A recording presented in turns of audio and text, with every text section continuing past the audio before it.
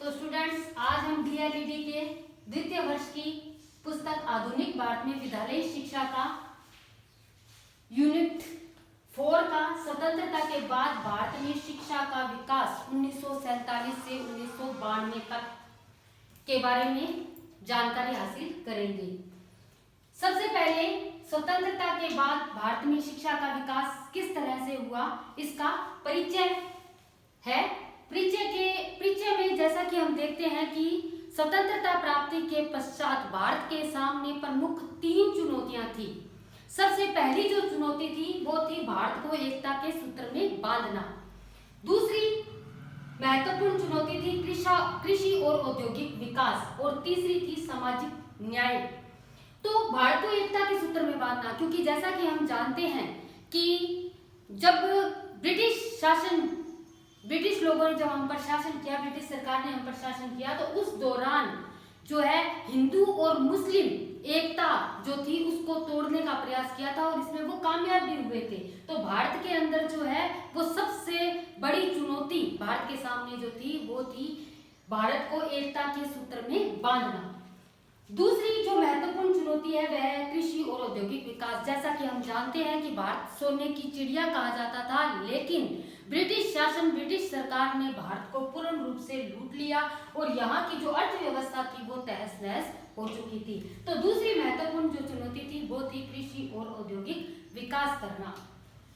तीसरी महत्वपूर्ण चुनौती थी सामाजिक न्याय प्रदान करना। जब हमारे भारतीय संविधान का निर्माण किया गया उस समय इस परिदृश्य को सामने रखा गया कि किस तरह से जो अनुसूचित जाति जनजाति के लोग हैं, और प्राचीन भारत के अंदर जिस तरह से अनुसूचित जाति और जनजाति के लोगों के साथ अत्याचार हुआ, उस अत्याचार को खत्म करने का प्रयास किया गया। इसलिए सामाजिक न्याय की व्यवस्था करना भारतीय समाज के सामने, भारत के सरकार के सामने प्रमुख चुनौती थी। विकास से पहले शिक्षा का स्तर भारत के अंदर जब ब्रिटिश शासन काल था तो उस समय भारतीय शिक्षा का जो स्तर था वो मात्र 12.2% था। मात्र 12.2% था। भारतीयों को शिक्षा हासिल कर, बस भारतीय जो स्तर की शिक्षा थी वो 12.2% थी। लेकिन जब भारत सरकार ने जो है इस शिक्षा के स्तर को बढ़ाने का प्रयास किया। अब हम देखते हैं कि स्वतंत्रता के बाद शिक्षा का विकास के क्या उद्देश्य थे। सबसे पहला उद्देश्य था शैक्षिक विकास के परिदृश्य की जानकारी हासिल करना, अर्थात शिक्षा का स्तर भारत में किस तरह का रह चुका है, किस तरह की चुनौतियों का सामना करना पड़ेगा और किस तरह से हम जो है वो शिक्षा के स्तर को डेवलप कर सकते हैं। दूसरा जो मुख्य उद्देश्य था वो था शिक्षा आयोग के प्रमुख सुझाव। जब भी किसी नई व्यवस्था को कायम करना होता है तो उस व्यवस्था को कायम करने के लिए कुछ जो वीआईपी पर्सन्स होते हैं उस संबंध में जो जानकारी रखते हैं लोग, जो आयोग बनाए जाते हैं, उन आयोगों के सुझाव मांगे जाते हैं और उन सुझावों के आधार पर जो है वो विकास की प्रक्रिया जो है वो तैयार की जाती है। शैक्षणिक चुनौतियों का समाधान करना, जो भी भारत के अंदर क्योंकि नए आजाद हुआ था भारत, तो आजादी के समय की परिस्थितियां भी बिल्कुल विपरीत थी। औद्योगिक अर्थव्यवस्था जो है बिल्कुल डगमगाई हुई थी। ऐसी स्थिति के अंदर जो है वो शिक्षा के सामने किस तरह की चुनौतियां आई और किस तरह से उनका सामना किया गया, और शैक्षणिक चुनौतियों का समाधान किस तरह से किया गया। तो सबसे पहले हमने देखा कि स्वतंत्रता के बाद भारत में शिक्षा का जो विकास है उसका क्या परिचय, क्या उद्देश्य रहा। अब हम देखेंगे कि संविधान में शिक्षा की व्यवस्था, क्योंकि यदि किसी भी नए कानून को लागू किया जाता है तो वो संविधान के माध्यम से ही लागू किया जाता है। तो संविधान में शिक्षा की व्यवस्था किस तरह से की जाए जिससे देश में शिक्षा का स्तर जो है वो उच्च बनाया जा सके।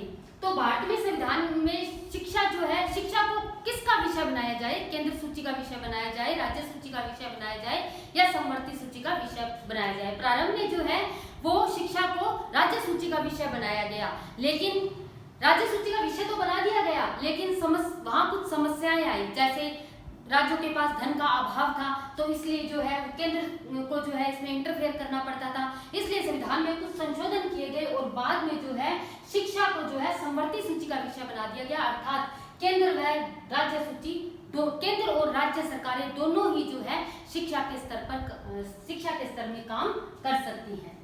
सेकंड पॉइंट हम देखेंगे धार्मिक स्वतंत्रता बनाम धार्मिक शिक्षा। जैसा कि हम जानते हैं कि भारत एक धर्मनिरपेक्ष राष्ट्र है, अर्थात प्रत्येक धर्म जाति के लोगों को अपने अपने धर्म और जाति के आधार पर शिक्षा प्राप्त करने का अधिकार है। लेकिन जो शिक्षण संस्थाएं, राजकीय शिक्षण संस्थाएं हैं या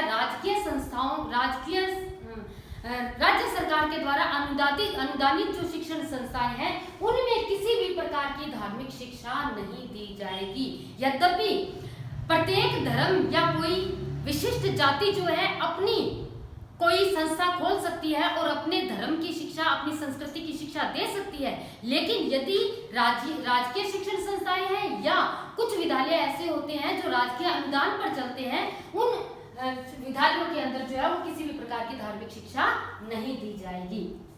इसके बाद है अनिवार्य शिक्षा। शिक्षा के स्तर को बढ़ाने के लिए जो प्रयास किया गया वो था अनिवार्य शिक्षा की व्यवस्था। अनिवार्य शिक्षा की व्यवस्था करने के लिए संविधान के अंदर संसद के अंदर 2002 में इस तरह का प्रावधान रखा गया।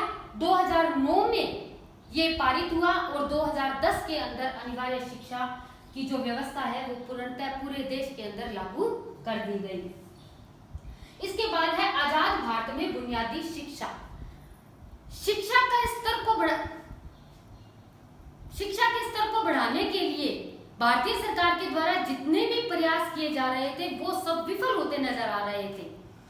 इसका मुख्य कारण था बुनियादी शिक्षा का अभाव।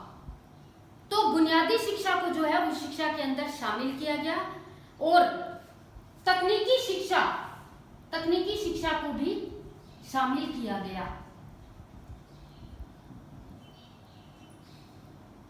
ताकि जो है शिक्षा के साथ साथ रोजगार की व्यवस्था भी की जा सके।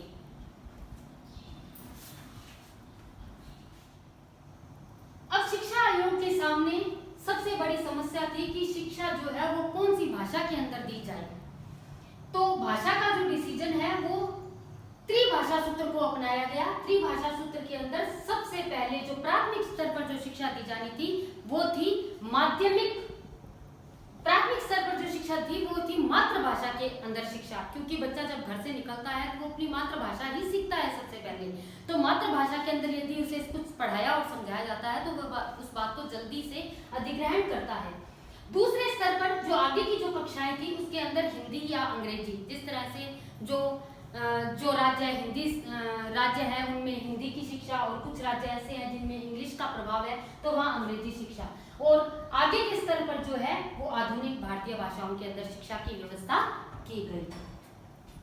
अब है शिक्षा का ढांचा। आयोग के द्वारा जो तत्कालीन शिक्षा का ढांचा था उस पर काफी विचार विमर्श किया गया और विचार विमर्श करने के बाद जो है वो नतीजा निकाला कि 1 से 3 वर्ष तक जो है वो बालक को प्राथमिक शिक्षा दी जाए। दूसरा है 6 वर्ष के बाद उसे पहली कक्षा के अंदर नामांकन दिया जाए, यानी कि उसका प्रवेश स्कूल के अंदर हो। तीसरा जो है वो है विषय विभाजन कक्षा 9 की बजाय कक्षा 10 से किया जाए और उच्च शिक्षा में 3 वर्ष का समय लगे और शिक्षा की जो व्यवस्था है वो त्रिस्तरीय 10+2+3 के आधार पर की जाए। इसके बाद है माध्यमिक स्तर पर 2 तरह की शिक्षा की व्यवस्था की जाए, एक उच्च विद्यालय जो है 9th और 10th और उसके बाद है उच्चतर माध्यमिक विद्यालय जो है 11th और 12th।